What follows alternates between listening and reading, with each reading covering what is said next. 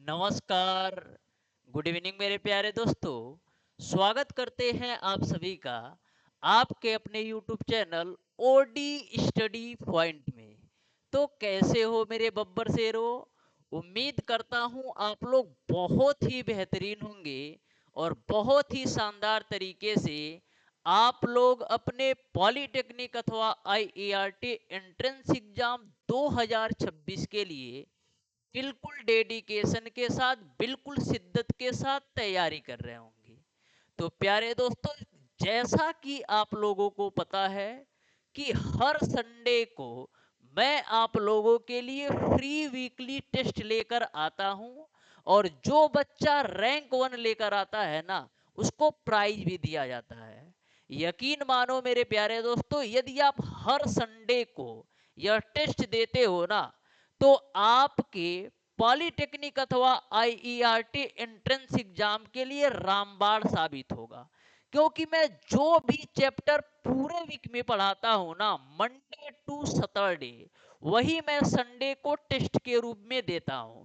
तो प्रयास करिए आप लोग हर संडे को आधे घंटे का समय निकाल करके जरूर टेस्ट दीजिए।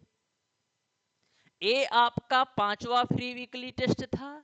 जो बच्चे टेस्ट नहीं दे पाए ना, वो जा करके टेस्ट दे सकते हैं। फर्क बस इतना ही रहेगा कि उनको प्राइज नहीं मिल पाएगी, क्योंकि प्राइज उसी बच्चे को मिलता है जो बच्चा हर संडे को सुबह के 7 बजे से लेकर के शाम के 7 बजे के बीच टेस्ट को देता है।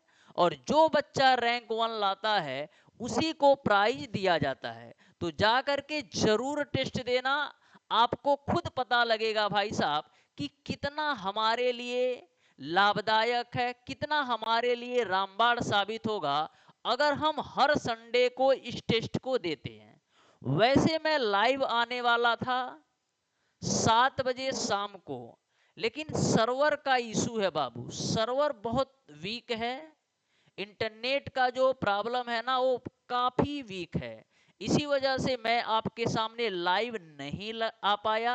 मैंने ऑलरेडी शेड्यूल कर रखा था कि शाम को 7 बजे लाइव आऊंगा, और जितने भी टेस्ट में क्वेश्चन पूछे गए थे, टोटल क्वेश्चन का सॉल्यूशन भी करवाऊंगा, और किस बच्चा को रैंक 1 मिला है और उसने कितने क्वेश्चन सही किया है, कितने क्वेश्चन गलत किया है, सारी चीजों के बारे में डिस्कस करेंगे। लेकिन कोई बात नहीं, मैं आप लोगों को रिकॉर्डेड फॉर्म में यह वीडियो प्रोवाइड करा रहा हूं।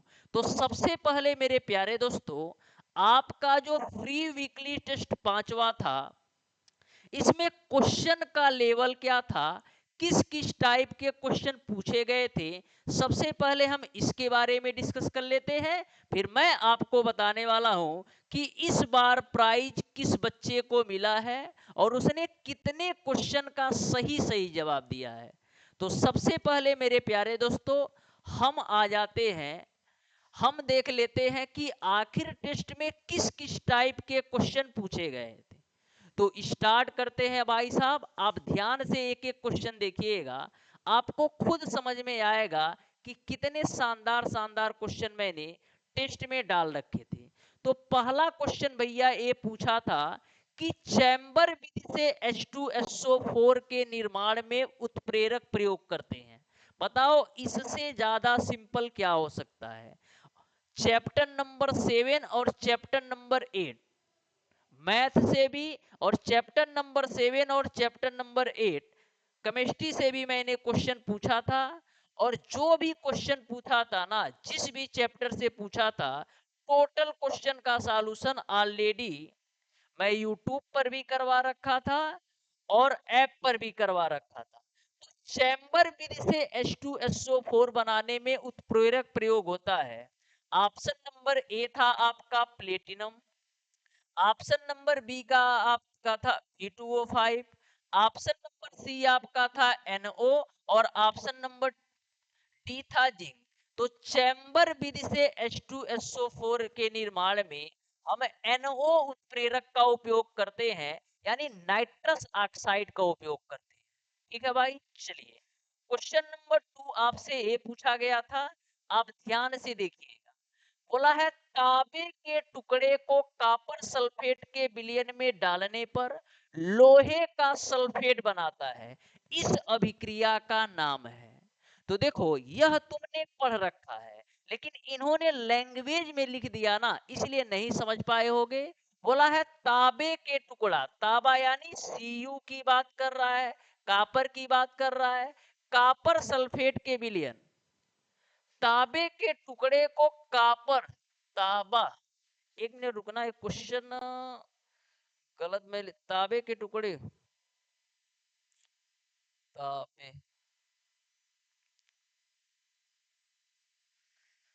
एक मिनट रुक जाओ भाई। ये तांबे के टुकड़े को, तांबा डालने पर लोहे का सल्फेट, अच्छा अच्छा अच्छा अच्छा, तांबे के टुकड़े को, अच्छा तांबा, Fe की बात कर रहा है यार, यहां पर एक तांबा नहीं लोहा होगा। लोहे के टुकड़े को कॉपर सल्फेट के विलयन में डालने पर लोहे का सल्फेट बनाता है। क्लियर है ना?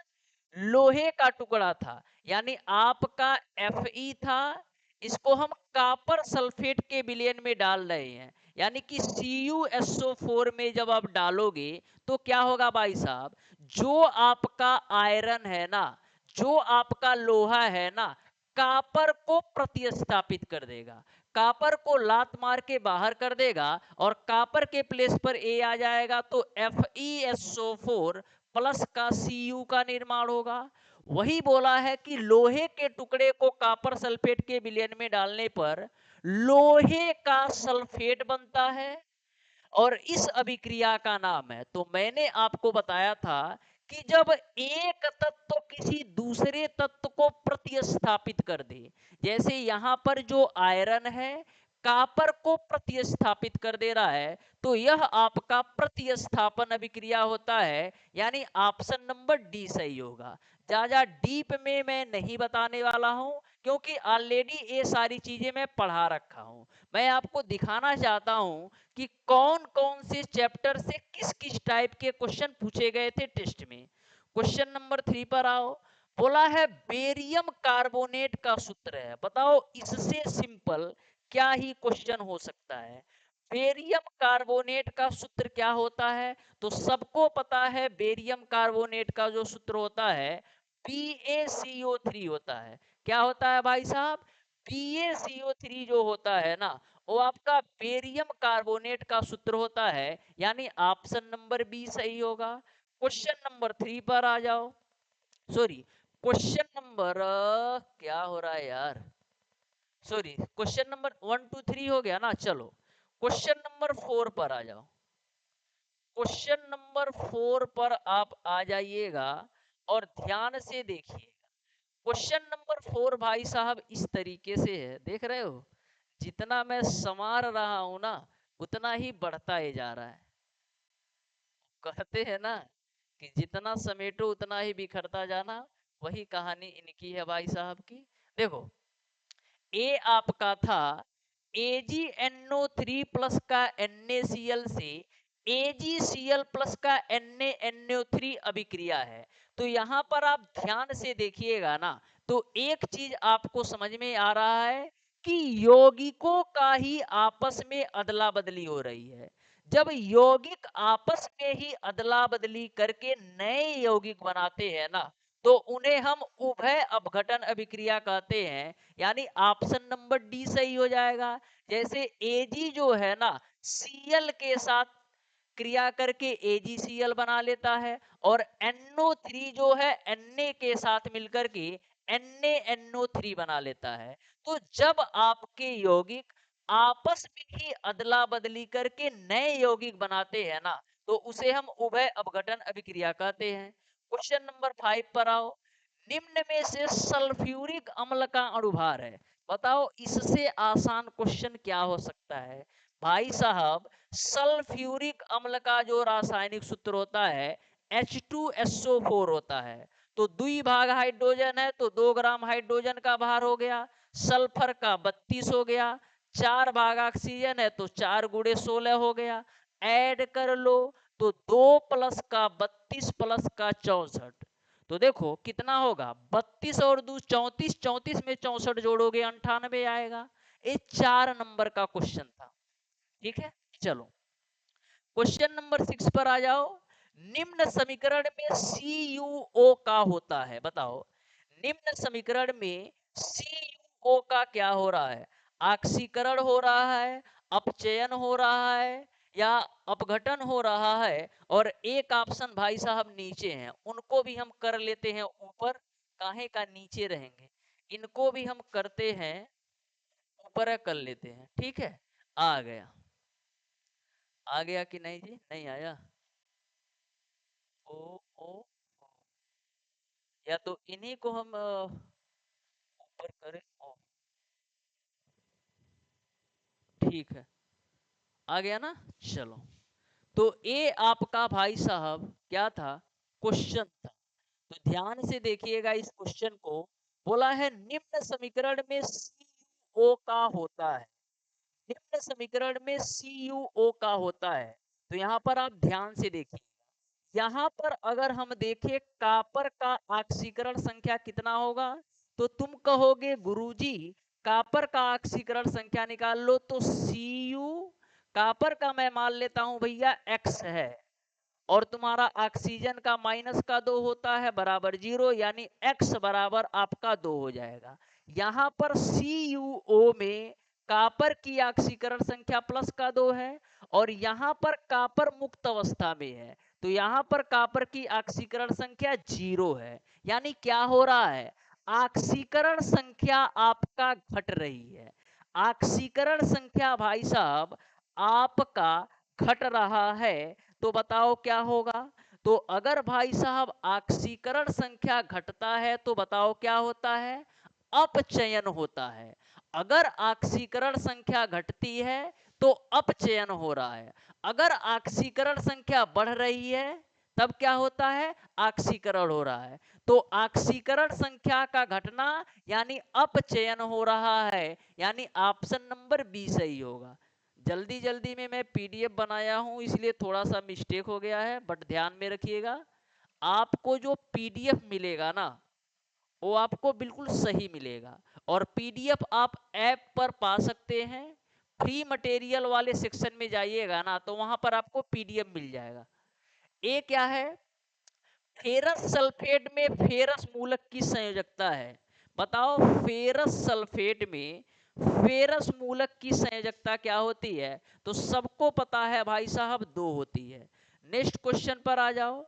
यहां पर बोला है K4FeCN6 में आयरन की संयोजकता बताओ। K4FeCN6 में आयरन की तुमको क्या बताना है, संयोजकता बताना। तो 4 भाग पोटेशियम है तो 4 गुणे पोटेशियम की ऑक्सीकरण संख्या 1 होती है। आयरन का तुमको निकालना है तो आयरन का x मान लो। 6 भाग Cn है तो 6 गुणे Cn की ऑक्सीकरण संख्या -1 बराबर में 0। तो यहां से x की वैल्यू निकालोगे तो 2 आएगा, यानी आयरन की जो ऑक्सीकरण संख्या होगी +2 होगा। बताओ इससे आसान क्या क्वेश्चन हो सकता है, लेकिन पढ़े नहीं रहोगे तो यही कठिन लगेगा। क्वेश्चन नंबर 9 पर आ जाओ। कॉपर ऑक्साइडों में ऑक्सीजन का उपचयन अंक होता है, बताओ कॉपर ऑक्साइडों में ऑक्सीजन का तुमसे उपचयन अंक पूछा है। जैसे कॉपर ऑक्साइड में CuO ले लेता हूं, इसमें तुमसे ऑक्सीजन के उपचयन के अंक की बात किया है। ध्यान में रखना, उपचयन अंक बोले या ऑक्सीकरण संख्या बोले, दोनों बातें बराबर है। तो कॉपर का भैया 2 होता है, ऑक्सीजन का निकालना है तो ऑक्सीजन का x मान लो बराबर में 0, यानी x की जो वैल्यू आएगी वो आपका -2 आएगा, यानी ऑप्शन नंबर डी सही होगा। ऑप्शन नंबर डी जो होगा बिल्कुल राइट आंसर हो जाएगा। ऑप्शन नंबर डी जो होगा भाई साहब बिल्कुल राइट आंसर होगा। बताओ यहां तक कोई दिक्कत है, यहां तक कोई परेशानी है तो बताइए आप। यहां तक सबको क्लियर है, चलिएगा। मैक्सिमम बच्चों ने इसमें भी गलती किया था। नेक्स्ट क्वेश्चन पर आ जाओ। बोला है NH4Cl से NH3 प्लस HCl अभिक्रिया कहलाती है। तो मैंने आपको बताया था भाई साहब कि तीर का सिंबल देख करके भी तुम बता सकते हो कि आपका उसमें अपघटन है कि उसमें वियोजन है। अगर भैया तिरिया दोनों तरफ है यानी कि तुम्हारा उसमें वियोजन है। अगर तीर केवल एक तरफ है यानी केवल आगे की तरफ है या तो उसमें अपघटन है, क्योंकि उसमें अपघटन में आप केवल एक किसी भारी यौगिक को दो छोटे छोटे यौगिकों में तोड़ सकते हो। उसमें अपघटन में एक भारी यौगिक को दो छोटे छोटे यौगिकों में तोड़ सकते हो, लेकिन उसमें वियोजन में एक किसी भारी यौगिक को दो या दो से अधिक छोटे छोटे यौगिकों में जोड़ भी सकते हो, लेकिन जब उस पर ताप और दाब का प्रभाव हटाओगे ना, तो पुनः तुम मूल यौगिक भी प्राप्त कर सकते हो। तो उसमें वियोजन में आप मूल यौगिक प्राप्त कर सकते हैं, इसलिए तीर दोनों की तरफ होता है। और उसमें अपघटन में आप मूल यौगिक नहीं प्राप्त कर सकते हैं, इसलिए तीर केवल आगे की तरफ होता है। तो दोनों तरफ तीर है, यानी भाई साहब आपका उसमें वियोजन है, यानी ऑप्शन नंबर सी सही हो। ठीक है, चलो क्वेश्चन नंबर 11 पर आ जाओ। देखो कितना सिंपल ये क्वेश्चन पूछा था। बोला है log 2 बेस 10 की जो वैल्यू है वो आपका 0.3010 है। तो तुमको बताना था भाई साहब log 10 बेस 5 की वैल्यू बताओ। log 10 बेस 5 की वैल्यू बताओ। बहुत ही सिंपल क्वेश्चन है। तो देखो log 10 बेस 5 को तुम क्या लिख सकते हो? हम लिख सकते हैं भाई साहब log 10 बट्टे का log 5। कोई दिक्कत है? कोई दिक्कत नहीं है। अब देखो log 10 की वैल्यू 1 होती है, log 5 को क्या लिखोगे? हमको केवल log 10 log 2 बेस 10 की वैल्यू पता है, यानी इस फॉर्म में पहले हमको तोड़ना पड़ेगा log 5 को। तो log 5 को हम लिख सकते हैं भाई साहब log 10 अपान 2 के रूप में। अब भाई साहब एक बट्टे का log m बट्टे का n के फॉर्म में आ गया। तो log m बट्टे n को तुम क्या लिखते हो? log m बट्टे n को हम लिखते हैं log m minus log n, यानी कि log 10 माइनस का log 2 हो जाएगा। अब एक हो जाएगा, log 10 की वैल्यू एक होगी और log 2 की वैल्यू 0.3010 होगा। सॉल्व करोगे तो 1.431 आएगा, यानी ऑप्शन नंबर सी सही होगा। डायरेक्ट क्लास का ही क्वेश्चन है, एक भी क्वेश्चन अलग नहीं आया था, डायरेक्ट क्लास का ही क्वेश्चन। क्वेश्चन नंबर 12 पर आओ, ध्यान से देखो इस क्वेश्चन को। बोला है log 225, log 225 आप बेस में भैया 15 है और पावर में भी 15 है, इसका मान बताओ। तो ध्यान से देखिएगा, यह जो आपकी वैल्यू है log m पे पावर n के रूप में है। यह जो आपकी वैल्यू है log m पे पावर n के रूप में है। तो log m पे पावर n को n log m के रूप में लिखोगे तो आपका हो जाएगा 15 लाख 225। आप बेस में आपका भाई साहब 15 हो जाएगा। तो 15 को आप ऐसे ही रखो। अब देखो लाख बेस में 15 है, 225 को हम लिख सकते हैं 15 का होल स्क्वायर, क्योंकि 15 का होल स्क्वायर की वैल्यू 225 होती है। अब भाई साहब 15 तो आपका ऐसे ही रहेगा, log m पे पावर n के रूप में है। log m पे पावर n को हम क्या लिख सकते हैं? n log m, यानी कि 2 log 15 और बेस में भी 15।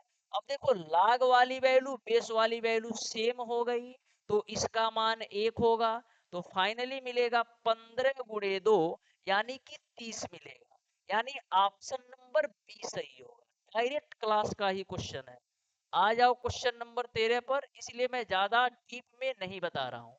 बोला है x square minus 5x plus 6 के मूल होंगे, यानी कि तुमको मूलों की प्रकृति बताना है। तो मूलों की प्रकृति कैसे निकालते हैं? तो भाई साहब d बराबर बी स्क्वायर माइनस 4ac की पहले वैल्यू निकालो। तो b की वैल्यू क्या होती है? जो x का गुणांक होता है b की वैल्यू होती है। तो b की वैल्यू है -5। -5 का स्क्वायर करोगे 25, माइनस का 4 गुणे ए की वैल्यू एक्स स्क्वायर का गुणांक जो कि 1 है, सी की वैल्यू तुम्हारा अचर पद जो कि 6 है। अब सॉल्व कर लो तो 25 माइनस का 24 यानी कि आपको 1 मिलेगा। यानी डी का जो मान है 0 से बड़ा है। यानी हम कह सकते हैं कि डी बराबर बी स्क्वायर माइनस 4ac का मान 0 से बड़ा है। तो अगर तुम्हारा d बराबर बी स्क्वायर माइनस 4ac का मान 0 से बड़ा है तो दोनों मूल वास्तविक और असमान होते हैं। दोनों मूल कैसे होते हैं भैया? वास्तविक और असमान होते हैं।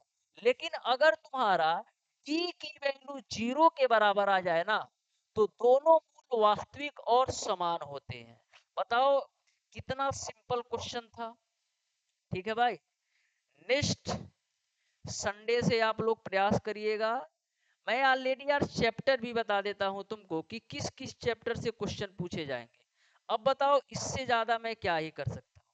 चैप्टर बता दिया किस किस चैप्टर से क्वेश्चन पूछे जाएंगे, चैप्टर भी पढ़ाया रहता है। अब वहां से बताइए आप लोग क्वेश्चन नहीं कर पाते हैं तो कितनी बड़ी बात है। तो यह आप लोग इसको इम्प्रूव करिए जिससे आगे जो है ना कोई भी क्वेश्चन गलती ना हो। क्योंकि इतना बेहतरीन तरीके से मैं बताता हूँ यार, फिर भी अगर तुम गलती करो तो बताओ इसके लिए क्या ही कर सकते हैं। इसमें तुमसे क्या पूछा है? मूलों का योग। क्या पूछा है? ये तुम्हारा एक्स स्क्वायर है, मूलों का योग बराबर क्या होता है?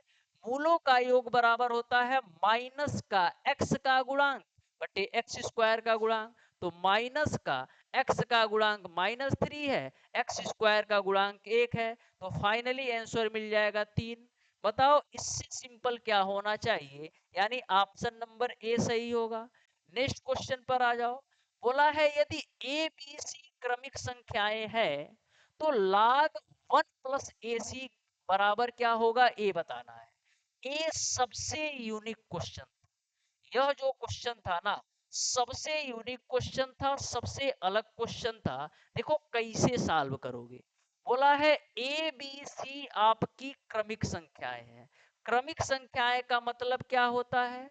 क्रमिक संख्याएं का मतलब ए होता है भैया कि अगर हमारा ए 1 होगा तो बी 2 होगा और सी 3 होगा। यही तो होती है क्रमिक संख्याएं। ए बी सी अगर क्रमिक संख्याएं हैं यानी ए का मान 1 होगा, बी का मान 2 होगा, सी का मान 3 होगा। अब ध्यान से तुम आंसर पर नजर डालोगे तो सारे आंसर तुम्हारा बी के फॉर्म में है। सारे आंसर तुम्हारा बी के फॉर्म में है। यानी कि जो हमको सॉल्यूशन करना है बी के फॉर्म में ही करना है, अदरवाइज तुम्हारा क्वेश्चन सॉल्व करने का कोई मतलब नहीं है। तो सबसे पहले ए और सी की वैल्यू पता होना चाहिए। तो ए को हम बी के फॉर्म में क्या लिख सकते हैं?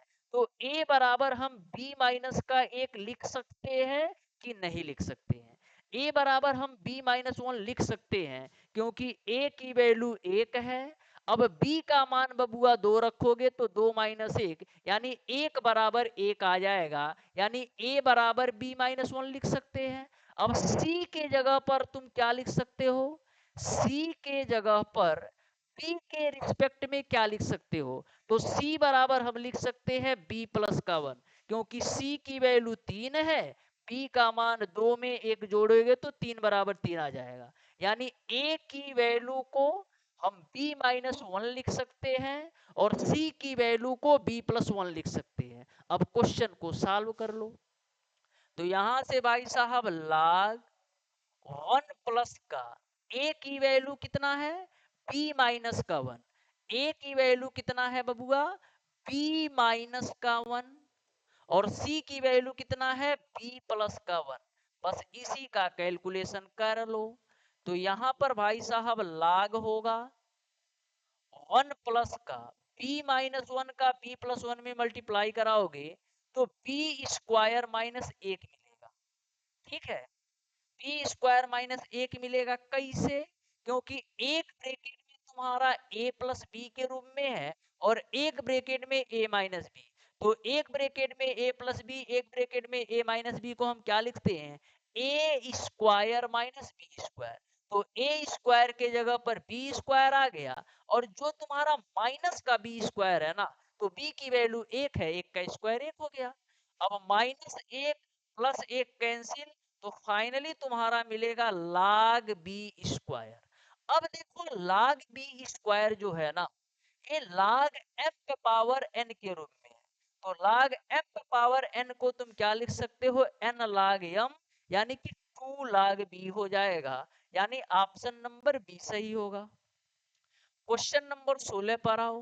ये देखो कितना सिंपल सा क्वेश्चन था यार, डायरेक्ट एकदम क्लास का ही क्वेश्चन था, एकदम डायरेक्ट यार। लास्ट जो हमें लगता है यह क्वेश्चन यार बृहस्पतिवार या शुक्रवार को ही पढ़ाया था।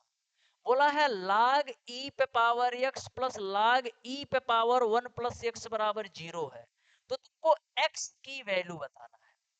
तो मैंने आपको बताया था कि अगर तुम्हारे बेस सेम है ना, तो log m plus log n को हम क्या लिख सकते हैं, अगर बेस सेम है तो log m plus log n को हम क्या लिख सकते हैं, log m इंटू n। तो m की वैल्यू भैया e पे पावर x है, और n की वैल्यू e पे पावर 1 प्लस का x है। अब बताओ जीरो के जगह पर तुम क्या लिख सकते हो, log के रूप में।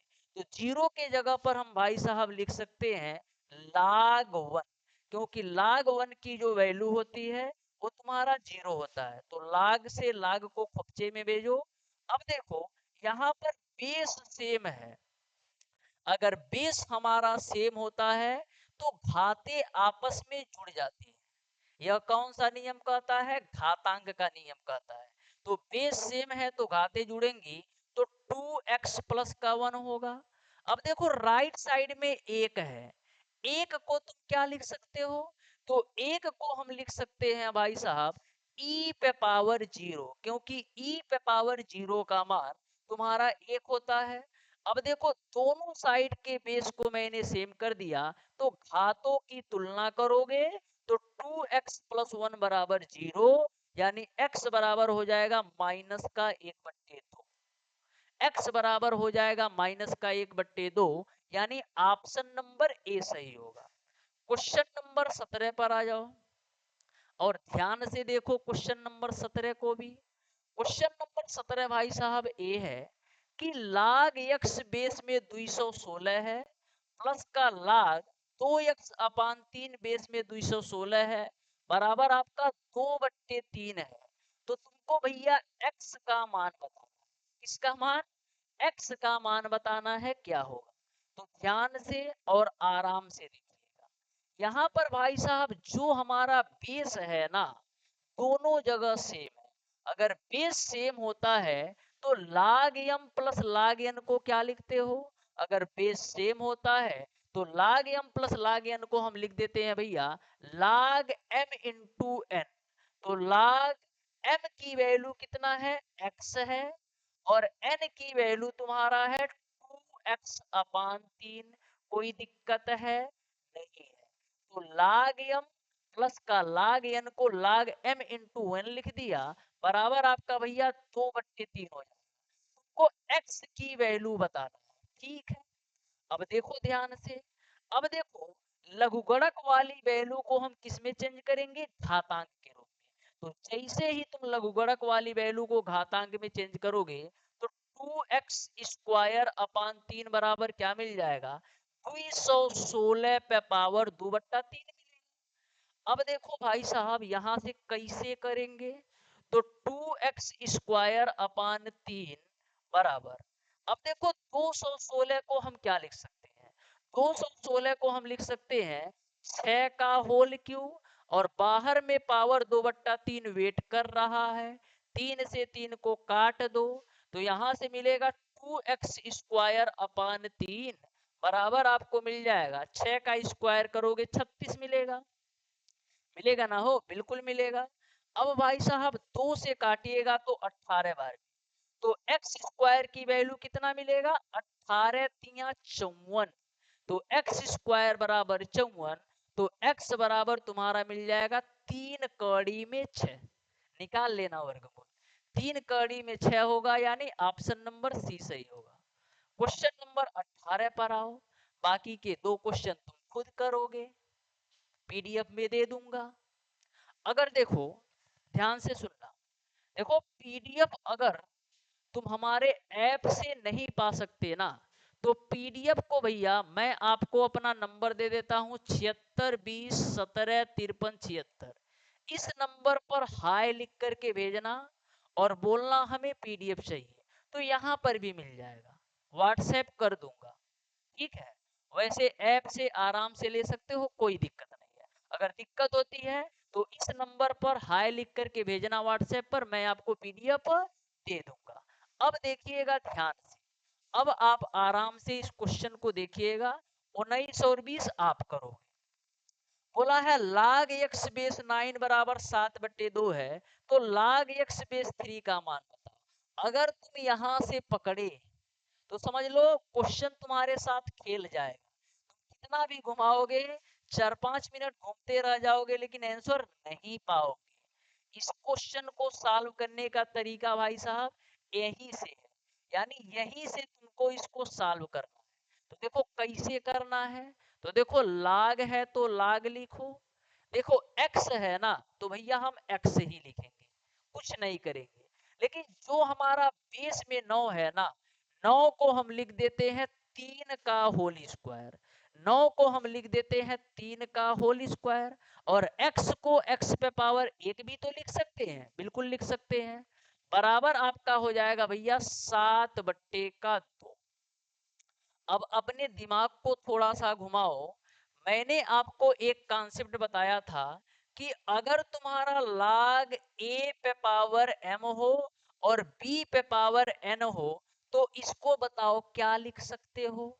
log बेस में a पे पावर m हो और b पे पावर n हो, तो इसको तुम क्या लिख सकते हो। तो तुमको पता है कि जो हमारा पावर में है उसको बट्टे में लिखते हैं, तो पावर में n और m है तो n बट्टे का m हो जाएगा, और सारी वैल्यू वैसे ही नोट कर दो, तो log b बेस a के रूप में। तो यही फार्मूला, यही वाला जो प्यारा सा फार्मूला है यहाँ पर अप्लाई करो, तो log a पे पावर m b पे पावर n के रूप में है, तो जो हमारी पावर वाली वैल्यू है ना वो बट्टे में आएगी, यानी 1/2 होगा, log x होगा और बेस में 3 होगा, बराबर हमारा 7/2 ही होगा। अब देख लो क्वेश्चन का आंसर सामने दिखाई दे रहा है, 2 से 2 को काट दो, तो log x बेस 3 की जो वैल्यू होगी वो तुम्हारा 7 होगा। यही तो पूछ रहा था, log x बेस 3 की वैल्यू ही पूछ रहा था, यानी आपका ऑप्शन नंबर बी सही होगा। बाकी के 2 क्वेश्चन मैं नहीं करा रहा हूं, उसको आप सॉल्व करके कमेंट सेक्शन में बताइएगा भाई साहब कि उस क्वेश्चन का कौन सा ऑप्शन सही होगा। तो मिलते हैं मेरे प्यारे दोस्त नेक्स्ट क्लास में, तब तक के लिए बहुत बहुत धन्यवाद आपका।